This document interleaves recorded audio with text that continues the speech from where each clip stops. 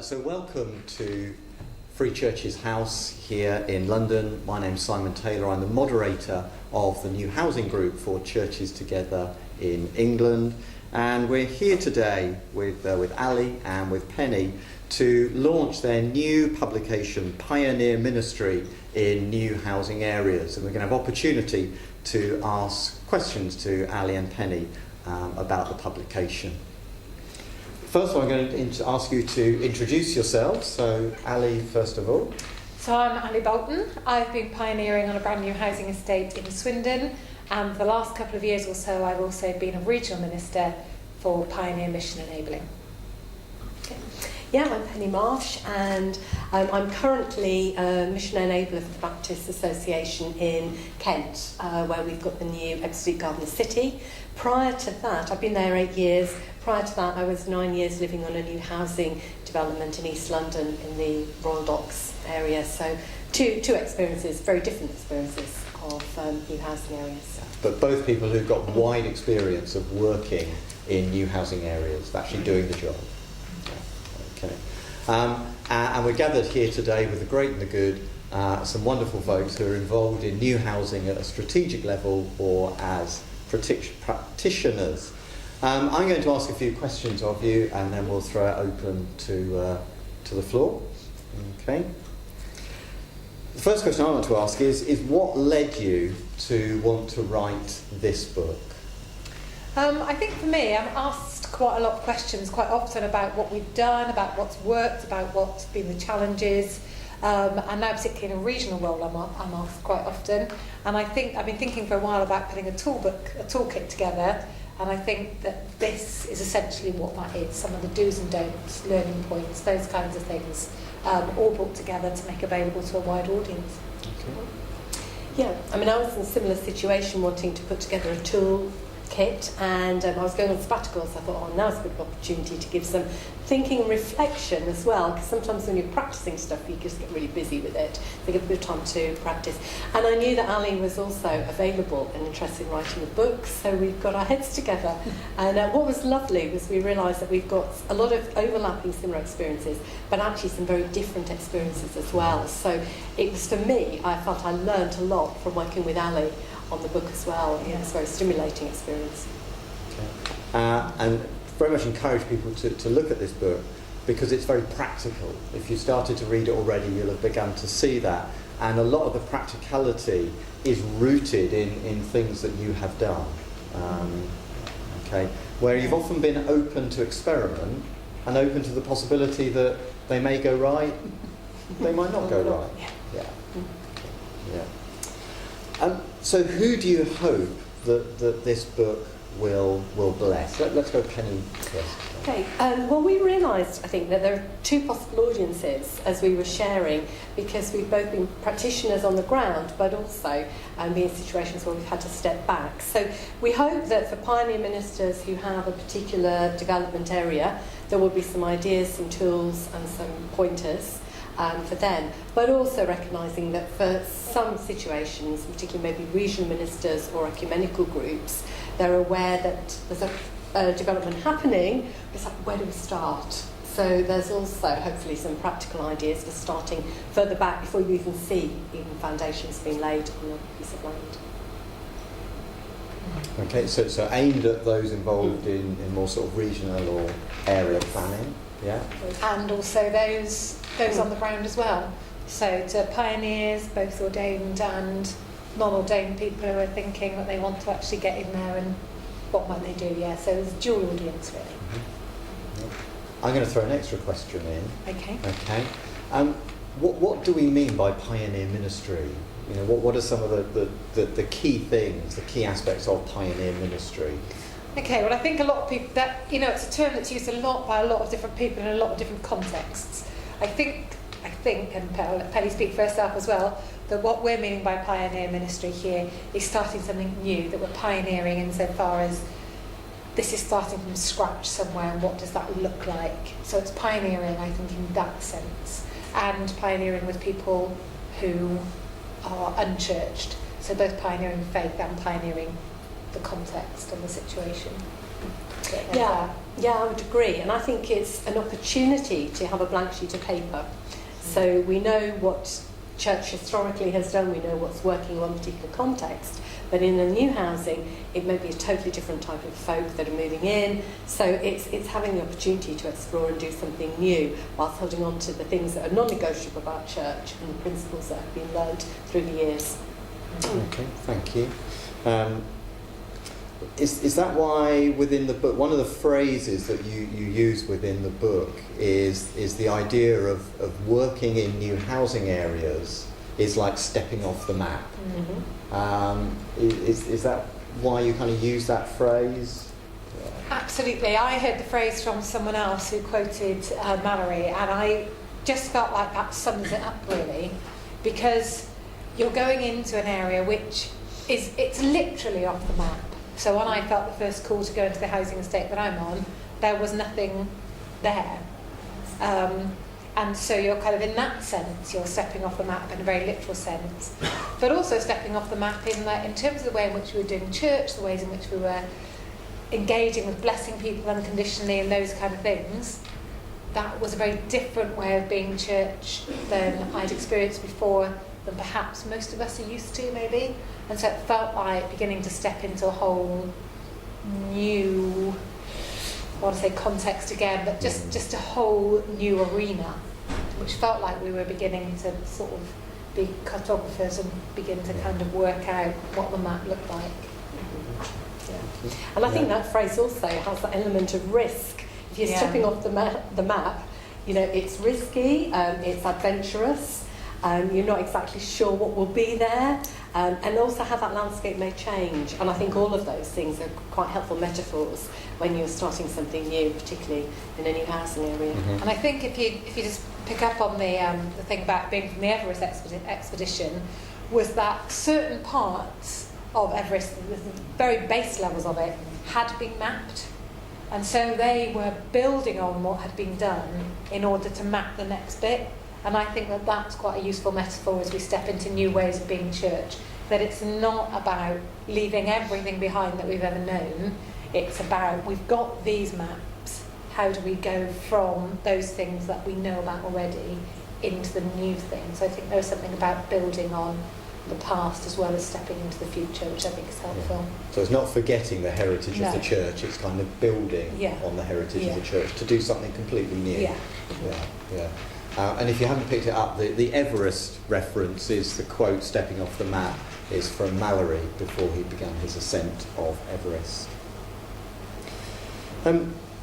So what do you think some of the key lessons in working in new housing areas that you've tried to express here in the booklet, particularly some of the key practical lessons, I think?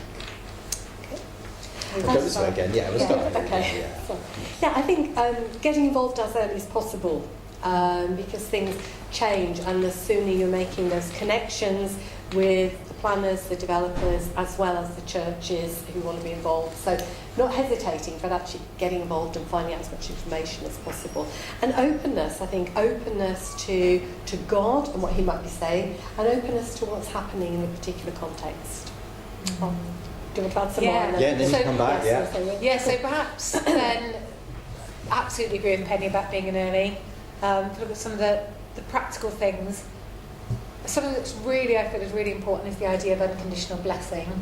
And that lives itself out and shows itself, I think, through often giving a gift. I mean, I think whether it be a welcome pack or a cake or a Christmas ornament like Penny did, whatever it is, there's something about blessing people through a practical symbol of giving, but then that's also lived out day by day by day, that what we are about in engaging with this community is unconditionally blessing them. We're not about trying to do something that's benefiting us, but trying to do something that's benefiting the community.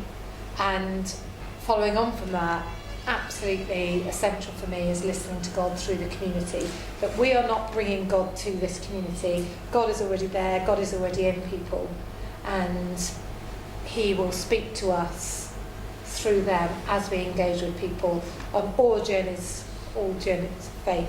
And so that for me has been really significant, the unconditional blessing and the listening to God through the community, not coming along and imposing everything as if we are the ultimate answer, Which is not a ourselves. strong point you make in the book, isn't it? That this isn't about imposing a model of church, that this model is about allowing a model of church to grow out of the context. Absolutely. Yeah. I think too, another thing that comes through quite strongly in the book is a phrase that's often bandied around, incarnational mission, but that sense of actually living. And if it's possible to live within the development, then that opens up a huge amount of doors, because suddenly the frustrations the community feel, like, why haven't we got a shop yet, is your frustration as well. And that was certainly our experience in Docklands. We felt the pain. We got the same mud on our shoes. Our children had the same issues about schooling. And so we're very much part of the community, and that made a huge difference. If it's not possible to live on the development, I think there are other ways you can find to get involved. But I think just finding ways to have that sense of being with the people and incarnational is another important lesson. Absolutely. Yeah, definitely. As you've been listening, or as you've been reading the book, questions may have arisen for you. This is your opportunity if you've got any particular questions you'd like to air, or comments actually.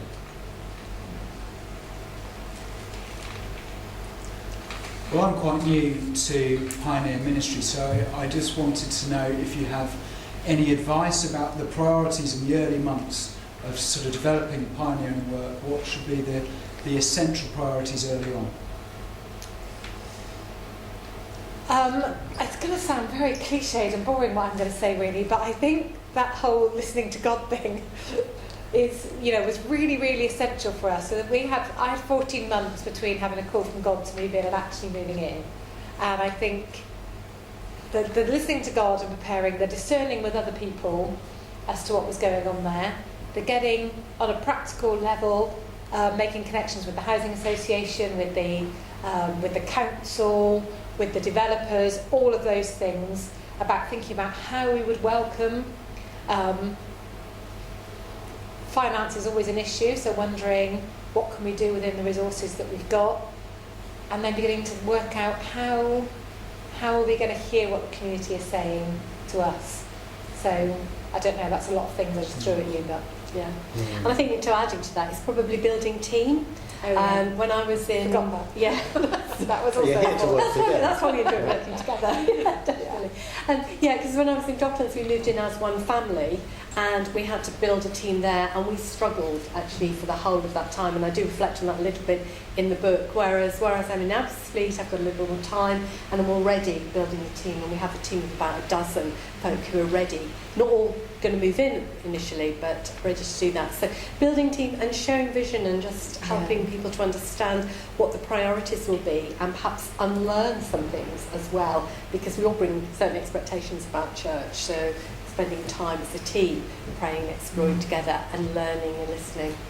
And that's where I think the development of, because I use the word discerning because I kind of was assuming team without actually mentioning it, but the discerning together and the building team, which we were fortunate to do before we moved in, there was a small team of our family and 3 other couples, is kind of deciding what your core values are and learning that together.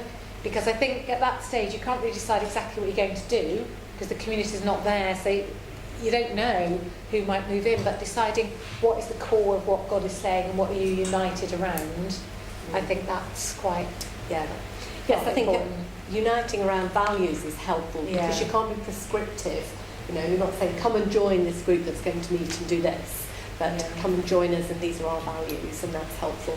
And then I think if you have the opportunity, it depends how far the development's on, just try out some stuff and see what works. We did something at Christmas, an open air Christingle service, and nobody came.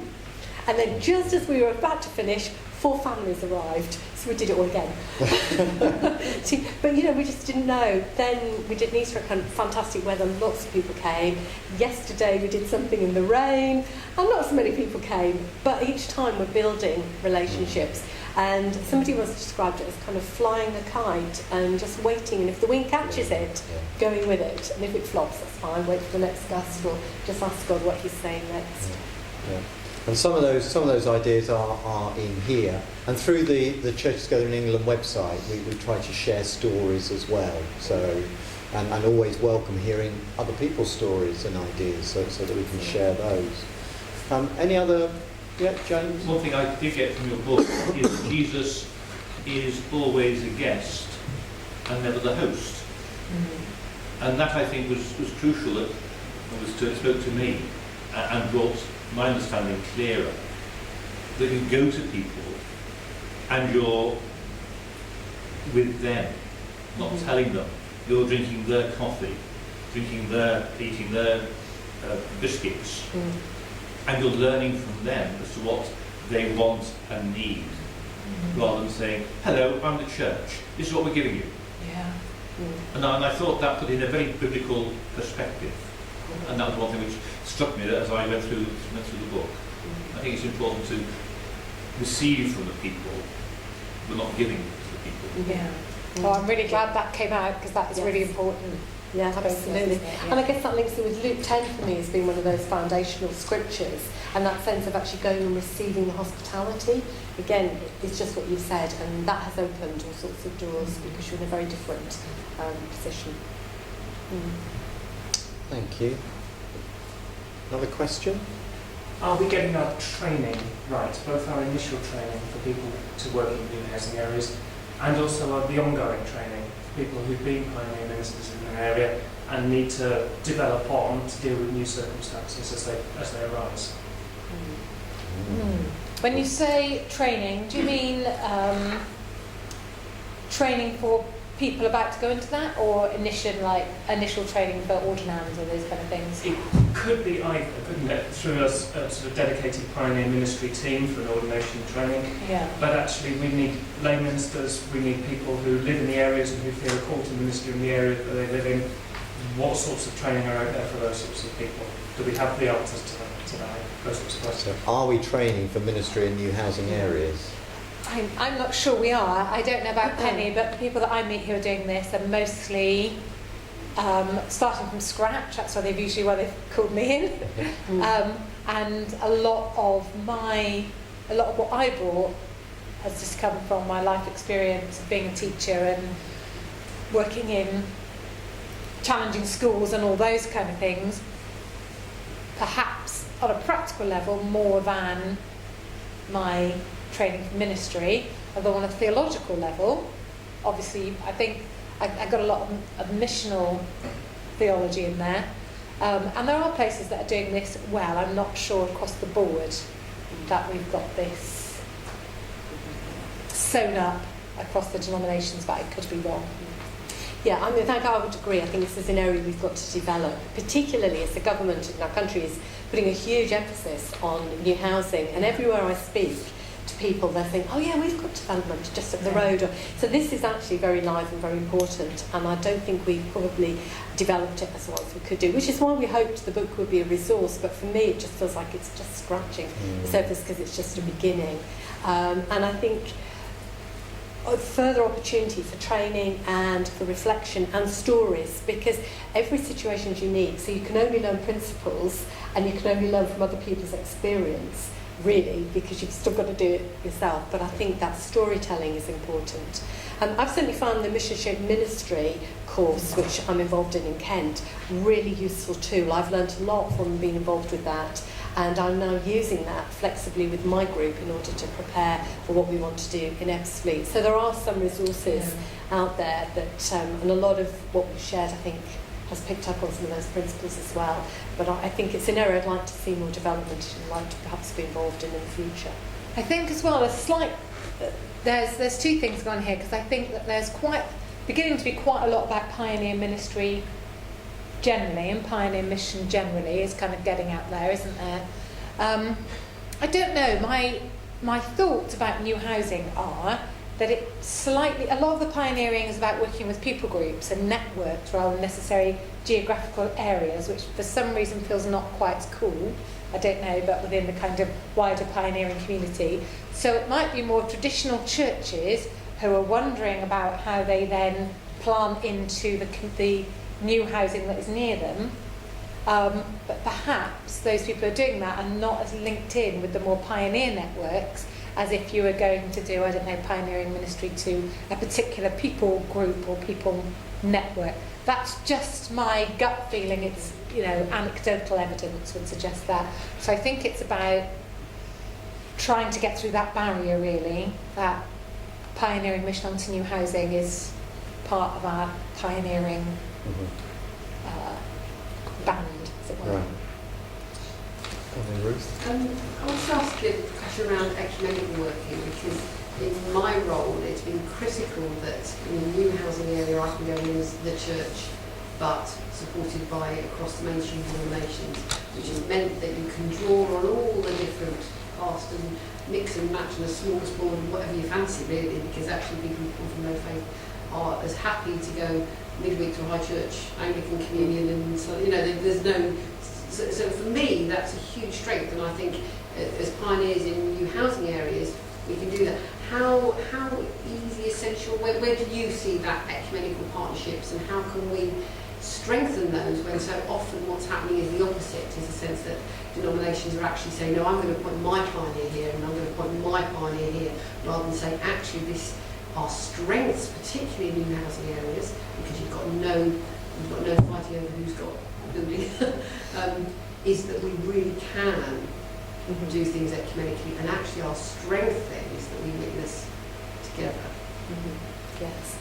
I mean, certainly in our context where I'm now, we've spent quite a lot of time, and we had time because the recession happened, so we had to do a bit of waiting before the housing was built. But that did give us time to start building relationships again, and there was a commitment that most of the main denominations came together and said, we will commit to collaborating together. So not necessarily doing everything ecumenically, but being aware, looking at how we can complement what one another does. And also, by doing that and communicating well together, we weren't, and please don't take this wrongly, but we weren't going to allow developers to try and play one of us off against the other as well. I mean, with all respect to developers, but it would be easy, or it could also give a confusing message.